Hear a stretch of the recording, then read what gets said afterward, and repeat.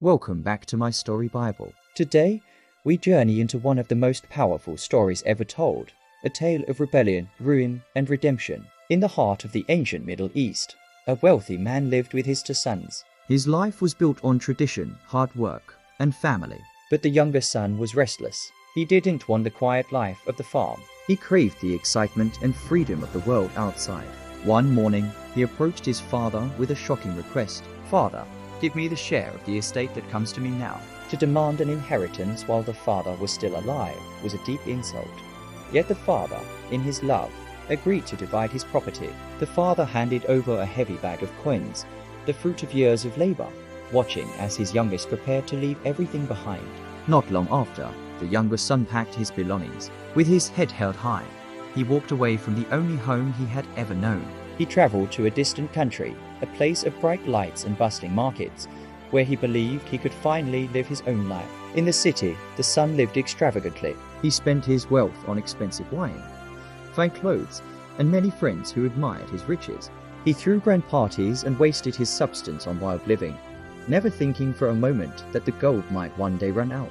But a great famine swept across that distant land. The crops failed, the markets emptied, and the son found himself with nothing left. His shallow friends vanished as soon as his money did. Desperate and starving, he sought work from a local farmer to survive. The only job he could find was feeding pigs. For a Jewish man, this was the ultimate humiliation, a sign of how low he had fallen. He was so hungry that he longed to fill his stomach with the pods the pigs were eating, but no one gave him anything. In the depths of his despair, he finally came to his senses. He remembered the abundance of his father's house and the kindness shown there. How many of my father's hired servants have food to spare? And here I am starving to death. I will set out and go back to my father. He practiced his apology, deciding to tell his father that he was no longer worthy to be called a son and would work as a servant. The journey was long and difficult. He walked for many days, his body weak but his heart filled with a mixture of hope and shame. As he neared his home, he slowed down, wondering if his father would even recognize him or if he would be turned away in anger. But while he was still a long way off, his father saw him. Every day since his departure, the father had been watching the road. Filled with compassion, the elderly father did something unheard of in his culture. He tucked up his robes and ran to meet his son. Before the son could even finish his prepared speech of repentance, his father threw his arms around him and kissed him. "Father," the son cried, "I have sinned against heaven and against you. I am no longer worthy to be called your son."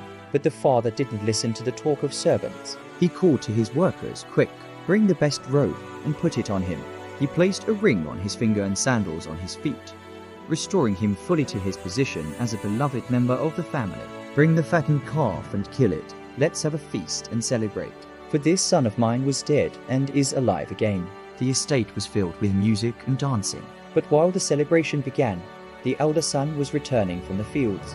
When he heard his brother had returned and a feast was being held, he became angry and refused to go inside. The father went out and pleaded with him. The elder son argued that he had served faithfully for years and never received such a party. "My son," the father said, "you are always with me, and everything I have is yours." "But we had to celebrate because your brother was lost and is found."